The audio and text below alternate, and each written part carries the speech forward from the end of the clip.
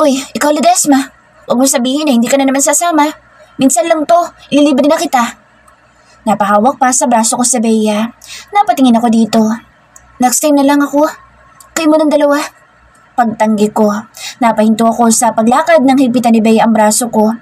Ayan ka na naman eh. Simangot nito. Kaya nyo ng dalawa yan. Alam nyo namang busy ako pagka-uwi na bahay. Sure ka na sa bahay ka busy ha, hindi sa lalaki? Nakataas ang isang kilay ni Cristel. Pakilala mo na nga sa amin. Gusto na namin siyang makilatis. Feeling ko ang gwapo-gwapo niya eh. Napalunok ako sa sinabing iyon ni Cristel. Kanina ko pa ito napapansin na parang kakaiba ang mga sinasabi. Hindi naman ito ganito dati sa akin kung makapagbiruman. Hindi kaya nakita na niya si Lander? Naalala ko na nakatingin si Cristel habang sakay ako ng tricycle pa uwi habang kasama ko si Lander noon. Oh, bakit ka ganyang makatingin sa akin? Tinitigan din ako nito habang nakataas ang isang kilay pero nakatawa. Umiling ako at naglakad na. Biglang sumama ang katawan ko. Hindi dahil parang lalagnatin ako kundi dahil hindi ko nagustuhan ang pananalita ni Cristel. Huwag mo nalang pansinin si Cristel, Tina. Hindi ata pinansin ang crush niya kaya lakas ng tama. Hindi ako umimik. Talagang nawala na ako sa mood. Pagkalabas namin ng gate ay tinanggal ko ang braso ni Bea. Uwi na ako. Bye. Napasinghap si Bea at maski si Cristel ay nagulat. Uy Tina, nagagalit ka ba? Tanong ni Cristel. Tinaliman ng mata ni Bea si Cristel. Kung ayus-ayusin mo kaya yung attitude mo, Cristel? Oh, ba't ako? Wala naman nakakofan sa sinabi ko. Meron ba, Tina? Tanong pa ni Cristel sa akin. At talagang nagtanong ka pa. Asar ni Bea dito. Hindi na ako nagsalita pa dahil tinalikuran ko na ang dalawa. Naririnig ko pa tinatawag ang pangalan ko ni Bea pero hindi ko ito nililingon pa. Siguro sa pag-uwi na lang ay i-chat ko siya. Malilaki ang hakbang ko hanggang sa makatawid ako patungong terminal ng tricycle. Malayong malayo na rin iyon sa pinapasukan ko. Sakay na, Neng. Meron pang isa. Sigaw ng tricycle driver. Nagmamadali ako sa paglalakad nang biglang may humawak sa kanang braso ko. Mabilis akong napalingon sa taong humawak sa braso ko. Napasingap ako nang makita kong si Lander iyon. Bakit ka pa sasakay? Alam mo naghihintay ako sa'yo. Uminit na naman ang tiyan ko at kumabog ng mabilis ang dibdib ko. Wala naman ako sinabi maghintay ka. Ikaw lang may kagustuhan yan. Pilit kong seneryoso ang boses ko. Mahigpit ako nitong hinawakan pero mabilis akong pumalag. Ayoko muna sana itong makasama pa lalo pa at ito ang dahilan kung bakit nawala ako sa mood. Si Lander ang may dahilan at si Cristel ay tsak na may naiisip itong kakaiba kahit na hindi totoo. Alam ko na nga ang pagkatao ni Lander. Hindi man lahat pero ang trabaho naman ito kaya mas lalong ayoko muna sana itong makita o makasama. Pero ang kulit talaga ng tadhana. Palagi itong nagpapakita sa akin. Kahit na, huwag nang matigas ang ulo. Itinaas ni Lander ang helmet at isunuot iyon sa ulo ko. Lander! Napapapadyak pa ako. Naiinis na napatingin ako sa kabilang kalsada. Diyos ko, nanlalaki ang mata ko nang makita ko si Cristel at Bea na naglalakad sa kabilang tawid. Alis na tayo. Napatingin din si Lander sa kabilang tawid. Your friends, bilis na, alis na tayo. Itinula ko pa ito sa braso. Napatingin na lang si Lander sa akin pero hindi nagsalita. Mabilis din ang flexes nito na binuhat ako sa kanyang big bike at sumakay na rin ito. Kung todo tago ako sa kanang braso ni Lander. Mabuti na lang dahil kahit hindi mo utusan itong nasa unahan ko ay mabilis na minaniobran niya ang kanyang motor at lumiko pa kanan. Malayo-layo ang narating namin ni Lander. Bumaba kami sa isang sikat na mall. Bakit dito tayo? Nagugutom na ako kaya kumain na tayo. Kung nagugutom ito, bakit hindi na lang siya kumain mag-isa? Total naman mukhang hindi pa ito umuwi sa bahay niya.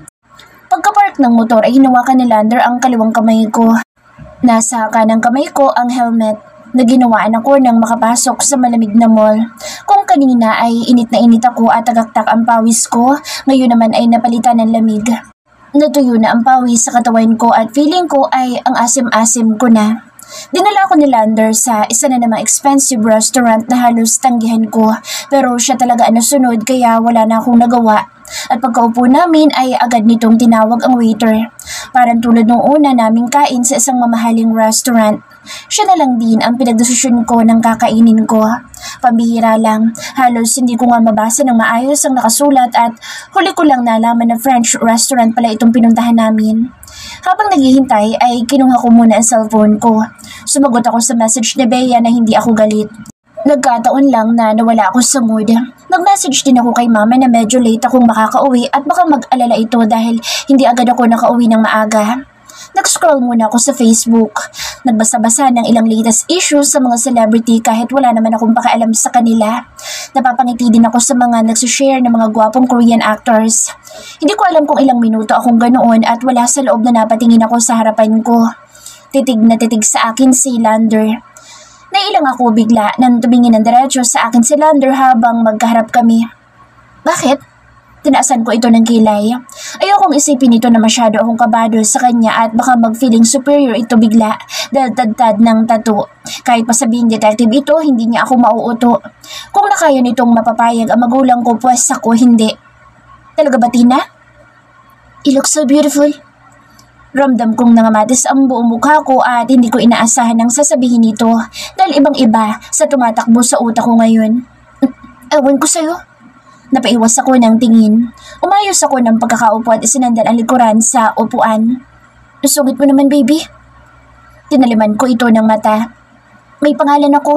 Huwag mo nga akong tawagin, baby. Baka may makarinig. Imbes na mahiya ito sa pagsita ko ay ngumisip ang buwisit. Why? For me, it's perfect to you to call my baby. It's so cute and sweet, just like your name. It gives me strength for my body and... Nalalakamat ako at hindi ko na gusto ang kung ano man nakasunod ng sasabihin nito. Stop! Tinasan ko ito ng kamao at pinakita ko sa kanya na kaya ko siyang sapakin sa muka kapag hindi ito tumigil. Why? Puro ka why? Nangasal ka ba? No.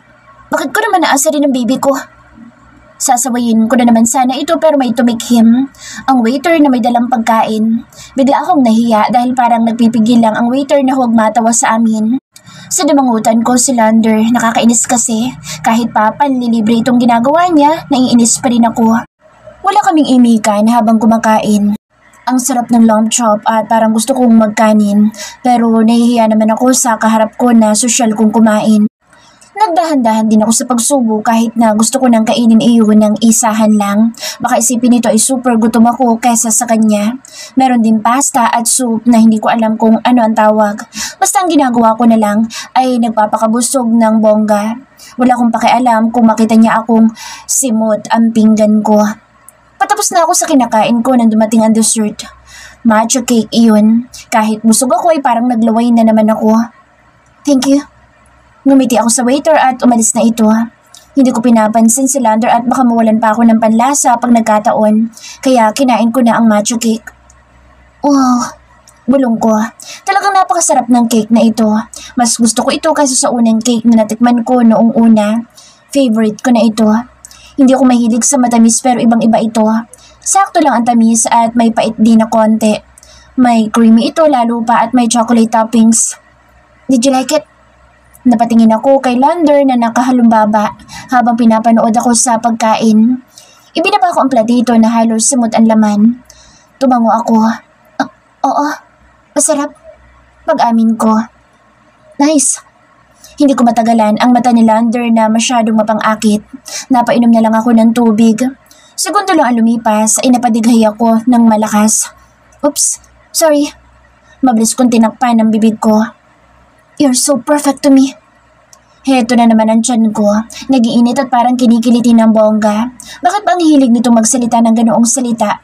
Kung ibang babae pa siguro ko ay baka ang bilis kong mafo. Pero hindi. Hindi ako tulad nila. Sinamangutan ko lang ito at hindi na sumagot pa. Pinakain na nga ako yung magsasalita pa ba ako ng masama? Hindi nagtagal ay umalis na kami matapos magbayad ng bill ni Lander. Hinawakan na naman ni Lander ang kamay ko. Feeling jowa ang buwisit. Hindi ko lang masita dahil may napapatinging babae dito. At nakakainis lang sa totoo lang dahil alam na nga na may kasamang babae ang tinititigan nila pero kung mapatingin sa lalaki ay parang artista at isa lang akong invisible. Hindi pa kami umuwi dahil nagpunta pa kami sa hardware kung ano-anong tools ang pinagbibili ni Lander. Parang balak maging karpentero. May pala at palakol pang kasama, 2 itak at 1 palakol din. Anong gagawin mo dyan? Tanong ko habang nagbabayad na ito sa cashier na kung todo ang pa-cute kay Lander. Gagamitin. Salubong ang kilay ko sa sagot nito. Tumawa pa ang cashier kaya sinamaan ko ito ng tingin kahit hindi ito nakatingin sa akin. Baka akala niya, siya nga akong nagtatanong. Kung pag-untugin ko kaya silang dalawa. Matapos naming lumabas ay papadeliver na lang ang pinamili ni Lander dahil marami iyon at mabigat. Paglabas namin ng mall ay saktong umulan naman kaya hindi agad kami nakaalis. Nandito lang kami sa may waiting shed. Hinintay pa namin na tumila ang ulan. Uwi na tayo. Tumingin sa akin sa Lander. May ulan pa. Pawala na rin yan. Ang buo na lang oh. Malapit nang mag-alas 6 ng gabi. Ayokong mapagalitan ni Papa at mas ayokong mag-alala ito sa akin. Silang dalawa ni Mama. Okay, wait me here. Binitawan ni Lander ang kamay ko. Napasunod na lang ang tingin ko na maglakad ito palayo sa akin at pumasok ulit sa mall. Baka may nakalimutan ito kaya napabalik. Marami din kaming nagpapatila pa sa ulan. Tina, nilingon ko ang tumawag sa akin. Si Dre iyon. Kumaway ito sa akin habang nakangiti. Hi, bati ko. Lumapit sa Dre sa akin. Mas bata ito kaysa kay Drew. Mas pilyo at mahilig pa sa barkada. Yun ang kwento sa akin ni Bea. Nagpapatila ka ng ulan? Tanong ni Dre. Oo. Ako din. Wala kang kasama? Tanong ko. Nagkibit balikat ito. Meron pero umuwi na. Simpleng date-date lang. Sabay ngisi nito. Nakipag-date pala ito. How about you? Napadunok ako. Meron. Itinaas ko ang hawak na helmet. I see. Akala ko wala. Sasabay na sana kita. Umiling ako at maliit ko itong ngintian. Naku, kahit wala akong kasama, hindi na ako sasabay sa'yo, no? Pagbibiro ko, pinanlakihan ako ng mata ni Dre. Sabay pa kunwaring sumakit ang dibdib. Ouch! You hurt my feelings, ha? Hindi naman ako bad guy. Nagtawanan kami ni Dre. Nagkakwentuhan pa kaming dalawa ng kung ano-ano. Baby, halos manigas ako sa pagkakatayo at nabitin ang pagkakangiti ko nang makita ko si Lander na madilim ang muka. Habang nakatingin sa akin, may bitbit itong box ng cake. Kilala mo? Marahan akong sinig ko ni Dre. Huh? Oo, Napasingap ako ng mabilis pa sa kidlat na nakalapit sa akin si Lander. Bigla akong kinabahan, parang naulit lang ang senaryo noon kay Neil. Dre, si Lander kapitbahay ko. Pagpapakilala ko kahit sobrang kabog ng dibdib ko. Halos hindi ko kayanin ang tinginan ni Lander kay Dre. Parang anumang oras ay pwede itong manapak ng tao. Lander, si Dre, kapatid ni Drew na pinsan ng classmate ko. Napasunod ang mata ko nang itaas na Dre ang kamay para makapagkamay kay Lander. Nice to meet you, brother. Mabilis kong kinuha ang helmet ni Lander para makipagkamay ito. Tinanggap naman ng huli ang pakikipagkamay at tumango. Paano ba yan, Tina? Mauna na ako. Wala nang ulan. Kita-kits na lang ulit. Sige, ingat ka. Ngumiti ako kay Dre. Sumaludo sa Dre kay Lander at ganoon na rin sa akin. Tiningnan ako ni Lander pero hindi ito nagsalita. Maya-maya pa ay napabuntong hininga ito. Let's go. Okay. Sagot ko. Inabot ko dito ang helmet at sinuot nito. Ganoon na rin ang pagsuot ko sa helmet. Inalalaya na lang ako nitong maupo dahil nahihiya akong buhatin na naman ako na makaupo lang sa motor. Hawak ko ang box ng cake pauwi ng bahay.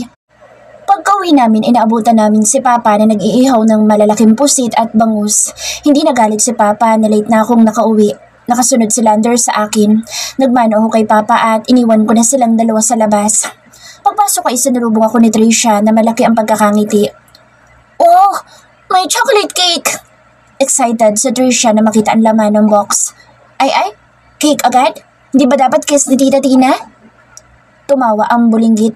Oopsie! Yubo ko at hinalikan ako ng matunog ni Tricia sa pisngi. Cake! Cake!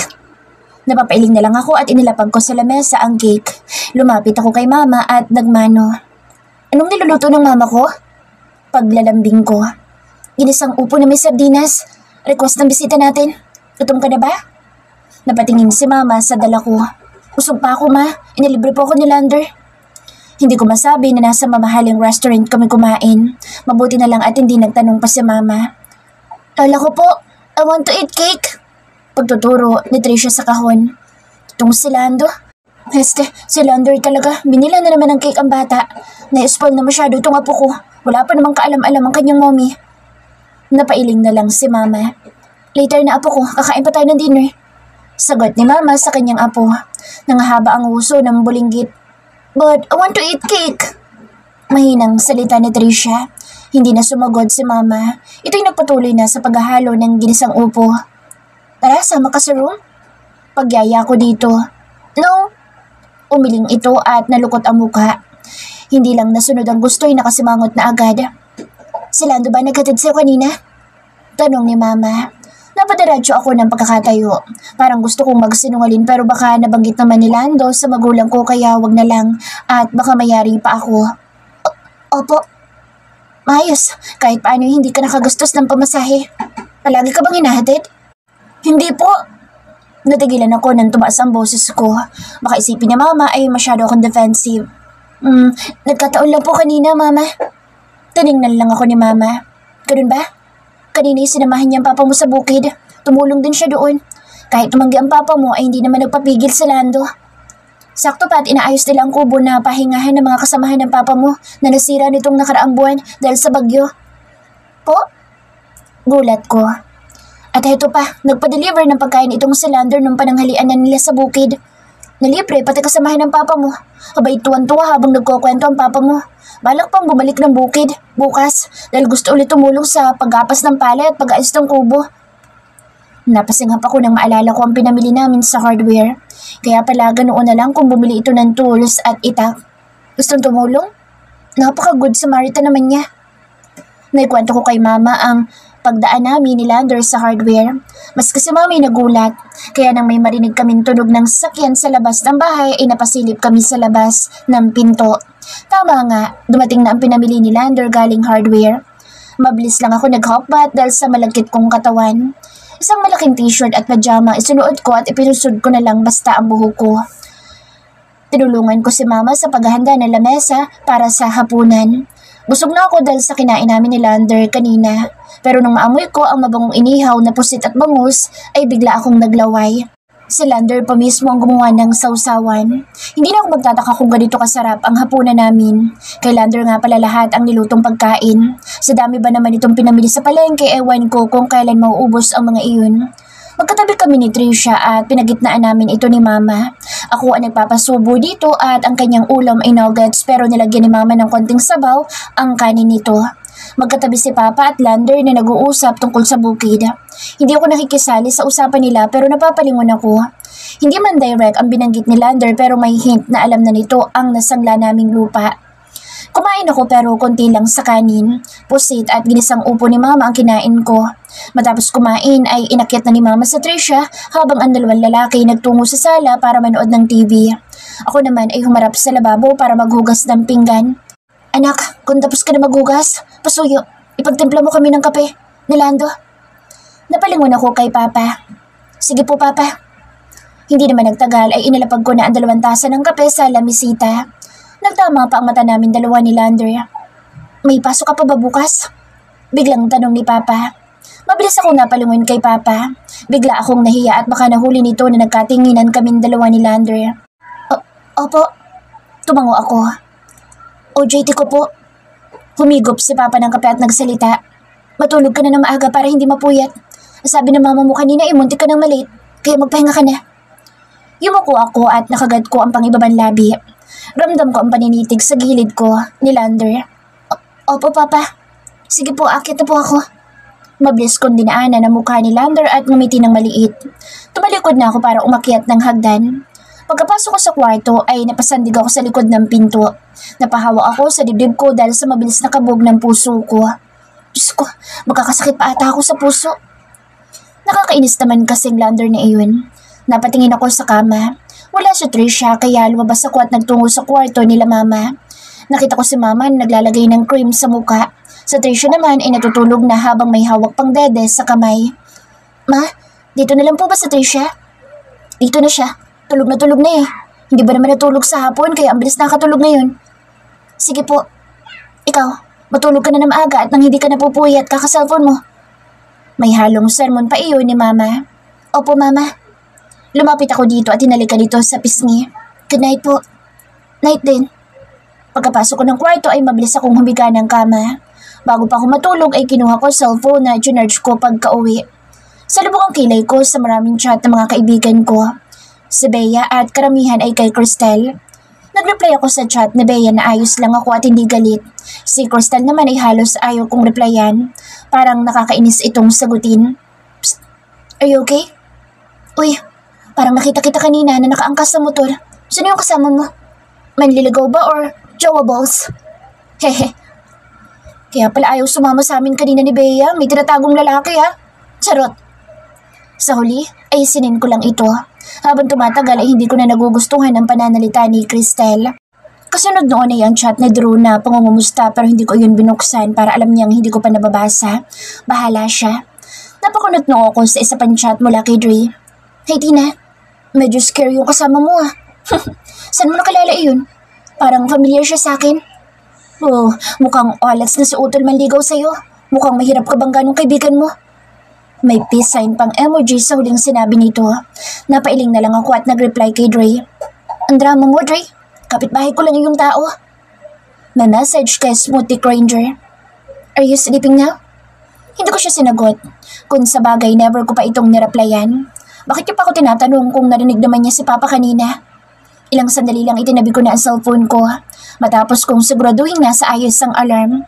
Feeling ko ay super pagod ang katawan ko. Dagdagan pa sa katauhan ni Lander. Alis na po ako, ma. Sige, ingat. Hinalikan ako sa pisngi ni Mama nang iabot nito ang baon ko. Hindi ko alam kung anong niluto ni Mama pero tsak masarap naman iyon. Tinapay at kapilang din ang breakfast ko. Paglabas ko ay nakita ko si Papa na maaga palang gumising. Nagwawalis ito ng tuyong dahon na isusulog niya ngayong umaga. Alis na po ako, pa. Lumapit ako kay Papa at niyakap ito. Hinawakan ni Papa ang ulo ko. Mag-iingat ka, huwag mapapagutom. Tumawa lang ako. Ikaw din po, Papa. Mag-ingat din palagi sa bukid at huwag mapapagutom. Siyempre naman, anak. Kumuway na ako kay Papa at lumabas ng gate. Alam ko sumunod si Papa hanggang gate pero hindi ko na ito nilingon pa. Napatingin pa ako sa kabilang tawid dahil sa mga marites na kay aga-agay nag-uumpukan na. Ang isa doon ay may hawak pang walis tingting. Hindi pa ako nakakalapit sa terminal ng tricycle nang makita ko si Lander na humihit-hit ng sigarilyo. Nang makita ko nito, humihit pa ito ng isa bago inihagis ang Yossi. Good morning, baby. Parang kiniliti na naman ang tiyan ko. Langhiya talaga ang taong ito. Kahit mukhang tambay at Yossi boy pero ang lakas pa rin ang dating. Ang gwapo niya sa simpleng suot na t-shirt na kulay itim at Black Hawk shorts. Tsinelas na mamahaling brand ang suot sa paa. Simple lang at obvious to super mabango kahit kakayosi lang. Nilampasan ko ito pero mabilis na hinuli nito ang braso ko. May naririnig akong pagsipol ng mga driver na mukhang nakatingin sa amin ni Lander. Napasimango tuloy ako. Ihatid na kita, baby, para hindi ka malate. Hindi mo na ito kailangan pang gawin. Parang hindi naaapektuhan si Lander sa pagsusungit ko. Wes, kailangan ko naman. Ano? Tumawa lang ito at napailing. Ang aga-aga naman, ang init agad ng ulo mo. Huwag ka na magsungit dahil susunduin kita mamaya. Huwa! Nabitin ang pagtanggi ko nang mabilis niya akong hinila at wala ko nagawa kundi ang sumunod na lang. Half-day ka lang ba? Matalim ko itong tiningnan nang isunuot nito ang helmet sa ulo ko. No comment. Ang sungit ng baby ko ngayon. Mukhang hindi maganda ang gising ah. Hindi ko ito pinansin. Hindi ka pa kumakain ngayon? Mukhang gutom kang papasok ah. Kumain muna tayo. Pwede ba? Huwag mo na akong yayain. Nagmamadali na ako at wala na akong time para kumain. Salamat na lang sa pag-aalok mo. Natigilan si Lander sa pagtanggi ko. Okay, I'm sorry. Ako naman ay natahimik. Biglang kinain ng konsensya. Mukhang napasobra naman ako sa pagsusungit gayon nagmamagandang loob lang naman ito. Inalalaya niya akong makaupo sa kanyang motor. Nakarating kami sa pinagtatrabahuhan ko. Pagbaba ko ay inabot ko dito ang helmet. Walang paalam itong umalis sa harapan ko. Kinain ng lungkot ang puso ko. Ngayon ka pa nagsisisiti na? Sunungitan mo na yung tao. Malungkot akong nag-time in. Nakita ko si Bea na kumakaway sa akin. Uy, Be, ano nangyari sa'yo? Para kang Bombay na tinakbuhan na. Wala. Sa lubong ang kilay na tiningnan ako ni Bea. Sure ka? Siguro masamang gising mo kaya ganyan ka kalungkot. Tumawa pa si Bea. Hindi ko na lang ito pinansin. Hindi pumasok sa OJT si Crystal na ipinagtaka namin. Pero ayos lang sa akin dahil wala din ako sa mood kung nandito iyon dito. Malakas bang asar eh. Naging busy kami sa sumunod na oras. Mabigat din ang loob ko dahil lagi ko iniisip ang nangyari kanina kay Lander. Nagkakwentuhan lang kami ni Bea na mag-break time. May baon akong dala pero dito kami ngayon sa harap ng karinderya para kumain. Nalibre pa ako ni Bea ng milk tea. Uy, Be. Untag sa akin ni Bea habang umumuya ito. Nagkita pala kayo kahapon ni Dre? Nabiti ng pagsubo ko at napalingon kay Bea na nakatingin sa akin. Oo. Bakit? Nagpunta ka sa mall? Kaya pala hindi ka namin mayaya ni Crystal kahapon dahil nandun ka sa mall. Napainom ako ng milk tea. Parang biglang nanlamig ang palad ko sa sinabing iyon ni Bea. Sana next time mayayain mo kami mag-mall kung doon pala ang gusto mo. Ang hirap pong makasama palagi. Parang lagi ka naghahabol ng oras. Nakaingos pa si Bea. Bawi na lang ako next time. Ngisi ko dito. Sus, ganyan ka naman eh. Buti na lang at BFF kita kaya understanding ako sa'yo. Natawa na lang ako pero natutuwa din ako kay Bea. Totoo lahat ang sinabi nito. Palagi ako nagmamadali kapag uwian na. Naginawaan din ako nang wala nang kasunod na binanggit si Bea tungkol kahapon. Siguro wala nang sinabi si Dre. Pumanatag tuloy ang dibdib ko.